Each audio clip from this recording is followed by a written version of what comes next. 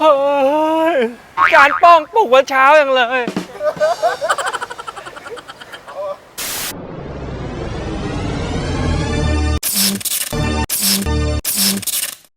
สวัสดีครับผมมาริโอเมาเลอร์ครับแล้วผมก็เป็นเจ้าของ Alfa Romeo 105 ครับ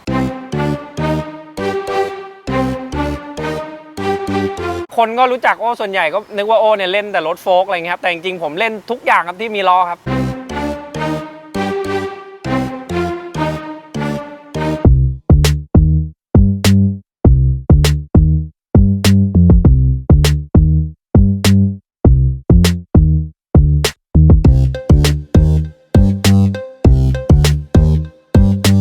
สำหรับ Alfa Romeo ผมว่าเสน่ห์ของมันจริงๆก็คือเรื่องของความแรงครับ แล้วก็การเข้าโค้งของเขา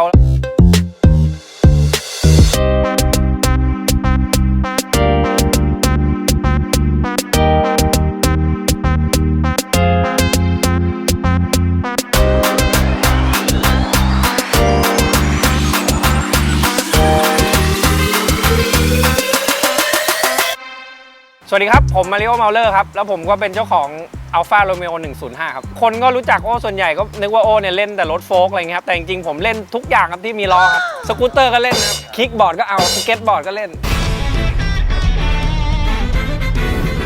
ทำไมถึงชอบรถเหรอครับก็ผมว่าน่าจะปลูกฝังมาตั้งแต่รุ่นคุณพ่อครับเพราะว่าพ่อบ้ารถครับพ่อก็พูดเรื่องรถให้ฟังตั้งแต่เด็กครับโตมาก็เลยมันยังอยู่ในหัวอยู่ครับจริงๆแล้วโอ้เล่นรถหลายยี่ห้อครับคือชอบไปหมดเลยครับผมว่ารถแต่ละอย่างแต่ละประเทศหรือว่าแต่ละยี่ห้อมันมีเสน่ห์ไม่เหมือนกันครับก็เลยพอเล่นอันนี้เล่นโฟล์กเสร็จก็อยากลองเล่นอัลฟาอยากเล่นมินิอยากเล่นเบนซ์อยากเล่นวอลโว่อยากเล่นไปหมดเลยครับสำหรับอัลฟาโรมิโอผมว่าอย่างตะกี้ลองพาพี่ป้องพาพี่หนอลองขับดูก็เพราะว่ามันเสน่ห์ของมันจริงๆก็คือเรื่องของความแรงครับแล้วก็การเข้าโค้งของเขาแล้วก็อัลฟาเนี่ยสนุกตอนรอบสูงๆนะครับเวลายิ่งลากรอบยิ่งเสียงท่อมันยิ่งรอบไปถึง 6,000 7,000 มันจะแบบรู้สึกเล้าใจมากครับรู้สึกว่าแบบมันโฟล์กทำไม่ได้ครับแบบนี้ถ้าโฟล์กทำอย่างนี้ไอ้แคมออกมาสวัสดีครับแล้ว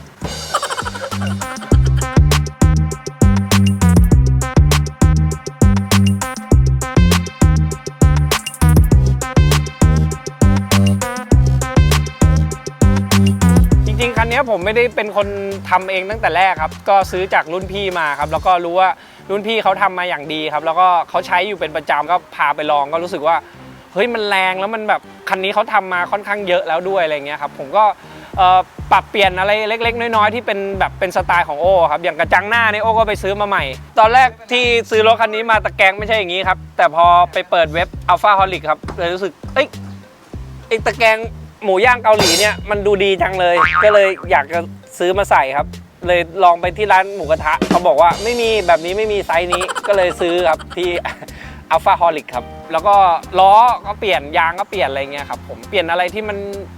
ง่ายๆก่อนอะไรเงี้ยเปลี่ยนหัวเทียนเปลี่ยนน้ำมันแล้วก็ขับครับอัลฟาเนี่ยครับคือเล่นรถมาหลายยี่ห้อเนี่ยอัลฟาเนี่ยถือว่าจุกจิกมากไหมจากที่เราใช้จุกจิกที่สุดเลยอัลฟาเนี่ยคือเหมือนหน้าช่างจะลอยมาตลอดตอนขับอะครับหน้าช่างจะลอยมาตลอดตอนขับอะครับไม่เหมือนโฟล์กขับไปไม่ค่อยเจอช่างเท่าไหร่คันนี้เคยพาไปออกงานที่ไหนครับนึกว่าถามว่ากินข้าวลิงที่ไหนเปล่าโอ้โหถ้ามาเป็นหน้าเลยนะถ้ากินข้าวลิงอะล่าไอ้คันนี้ถามว่าอัลฟาคันนี้กินข้าวลิงไหมนะครับก็คือล่าสุดขับไปแถวบ้านฮะแล้วก็มันดับทางเป็นเนินทางเข้าบ้านเงี้ยเข้าแถวบ้านดับปุ๊บคันนี้เหมือนในหนังเลยมันดับตรงไอ้นี้เราก็ดึงเบรกมือแต่เราก็อยากจะดันมันเข้าไปเพราะว่าคนมันเข้าซอยไม่ได้เราก็เลยยังไงดีสักพักก็ลงมาเบรกไปเบรกมาดึงเบรกมือถ้าก็มีคนมาช่วยก็เข็นขึ้นมาเข็นมาปุ๊บไม่ติดคันนี้ไม่ติดเลยก็เลยทำอะไรไม่ได้ก็เลยอยู่คนเดียวซอยมันลึกมากครับซอยโอ้เป็นหลายเมตรมากอะไรเงี้ยแบบลึกเลยเดินไปก็เหนื่อยแล้วเราก็เลยต้องใส่เกียร์หนึ่งแล้วก็กระตุกขึ้นมาเองกระตุกจนติดแล้วก็ขับกลับบ้านพอก่อนจะกลับบ้านกินข้าวลิงอีกรอบนึงเพราะว่าเกียร์ใส่ไม่ได้เลยใส่เกียร์ไม่ได้เลยก็เลยแต่ใจจะเอารถกลับบ้านให้ได้ก็ยังไงก็จะเอาก็ไม่สนก็เลยใส่เกียร์หนึ่งแล้วก็กระตุกครับแล้วก็ฝืนใส่ไม่มีคัทก็ รอจังหวะแล้วก็กระแทก2กระแทก3ขับกลับบ้าน แล้วมันพาไปกินข้าวลิงบ่อยได้รักมันไหม ก็พอตอนกินก็ไม่ค่อยรักครับ แต่พอตอนหายก็กลับมารักมันทุกทีครับผมว่าคนเล่นรถเก่าก็น่าจะเป็นเหมือนกันอะไรเงี้ย เคยตั้งชื่อไหมนะฮะ ไม่มีครับ ยังไม่มี น้องหมวยก็ได้ครับ น้องหมวย น้องหมวยเพราะน้องหมวยขาวจั๊วะเลย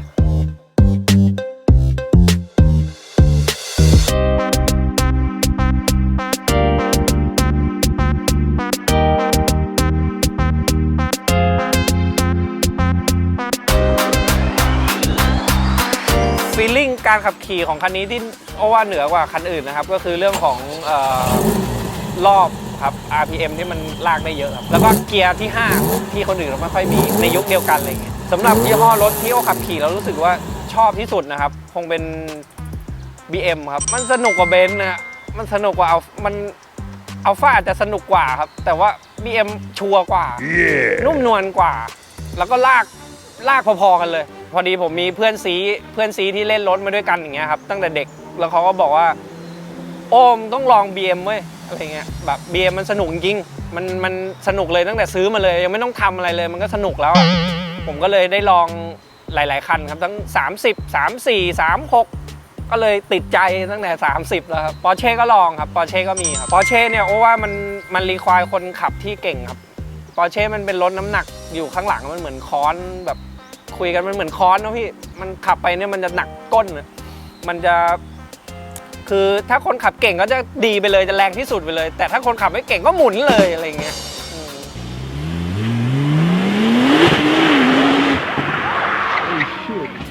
ก็เลยคิดว่า BM อ่ะชัวร์กว่าครับในการผมว่าขับขี่ง่ายกว่าสะดวกกว่าแต่ว่าป๊อตก็คงจะสนุกอีกแบบหนึ่งเหมือนกันเพราะว่ามันขับยากครับแล้วก็เพื่อนโอที่แบบขับรถเก่งๆก็บอกว่าเขาชัวร์ BM มากกว่าอะไรเงี้ยครับแล้วก็เดี๋ยวลองนั่งกันดูครับครับผมไปครับ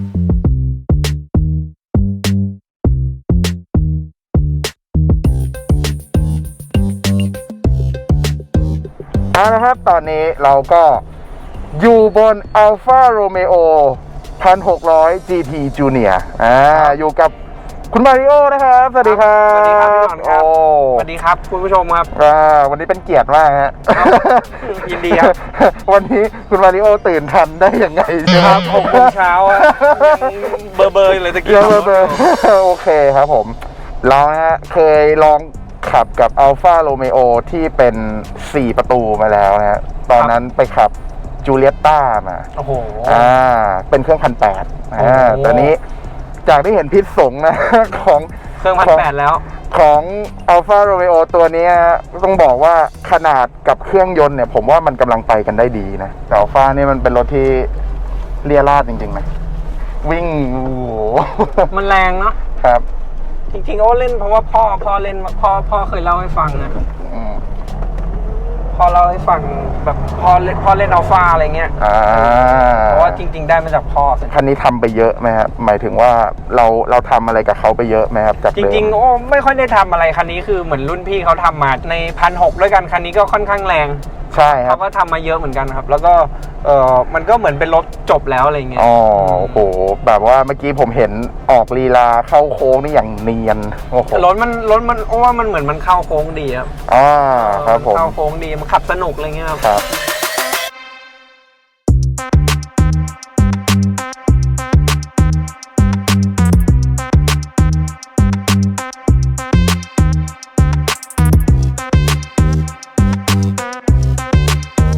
มันลากรอบได้เยอะกว่าโฟล์แล้วก็ที่สำคัญคือในยุคเดียวกันนะอัลฟาเป็นรถที่แพงกว่าเนาะอัลฟามี5เกียร์ใช่อัลฟามี5เกียร์แล้วก็โฟล์จะมีแค่4เกียร์เสมอจะไม่ค่อยเจอโฟล์5เกียร์ไม่มีแต่ไม่นั้นต้องทำเอาหรืออะไรเสียงเครื่องเขามันมากอ่ะใช่มันจะเสียงดูดลมโอ้โห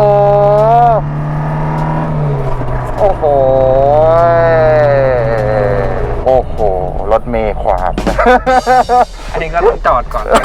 ต้องจอดครับผมอย่าวิ่งไปหาเขาเลยเสียงมันเพราะจริงๆครับทุกครั้งที่แบบได้ขึ้น Alfa Romeo นี่คือแบบเสียงการลากรอบเสียงอะไรนะโอ้ชอบเสียงท่อเขามากเลย ใช่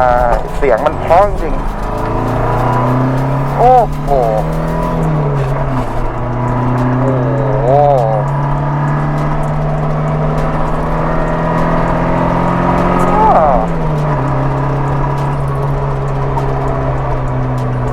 โอ้ โอ้โห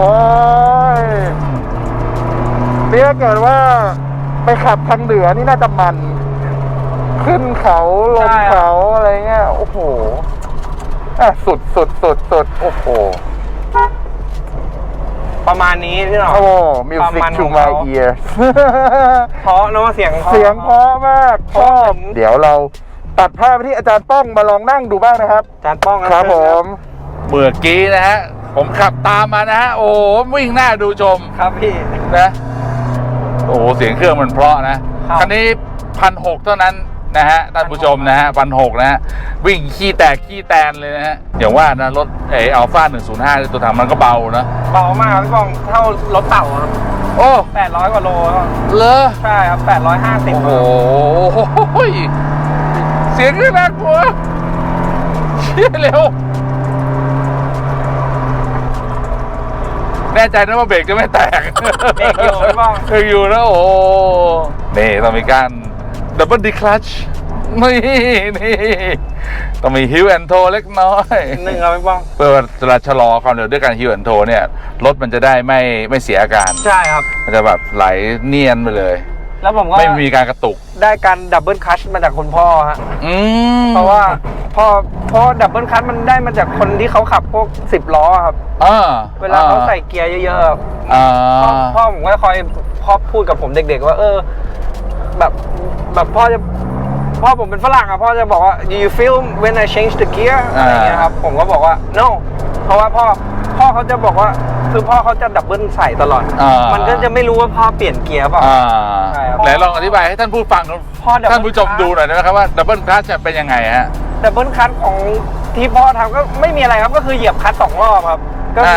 คือพอเรียนโออยู่4โอจะไป5ใช่ไหมครับโอก็เหยียบก่อนทีนึงเราก็เหยียบอีกทีมันก็จะไม่รู้สึกเลย เหยียบถอน เหยียบถอนเหยียบ2 ที แล้วตอนลงอ่ะเอาลงชิปดาว ชิปดาวผมก็ รู้สึกว่า จะมีฮิวแอนโทหน่อยผม โอ้ย ครับ อันนี้เป็นเทคนิคซึ่งทาคุมิใช้นะฮะ โอ้ยรูเล็กโอ้โหรถแม่งแคบเชี่ยว ตีลังกาเลยกูรถไม่มีซีทเบลต์นะฮะรถโบราณนะฮะก็โค้งนี่ตีลังกาโอ้โหมันชิบหายโอเคนะครับสำหรับ ใครนะครับที่ชื่นชอบคลิปนี้นะครับก็อย่าลืมนะครับกดไลค์กดแชร์นะครับ ครับผม แล้วกดซับสไครป์โอ้ยตายแล้วแล้วกดซับสไครป์เพื่อเป็นกำลังใจให้กับคาร์เคาน์เตอร์ไทยแลนด์ด้วยนะครับสำหรับวันนี้ผมและมาริโอไปก่อนครับมาริโอครับ สวัสดีครับบ๊ายบายครับ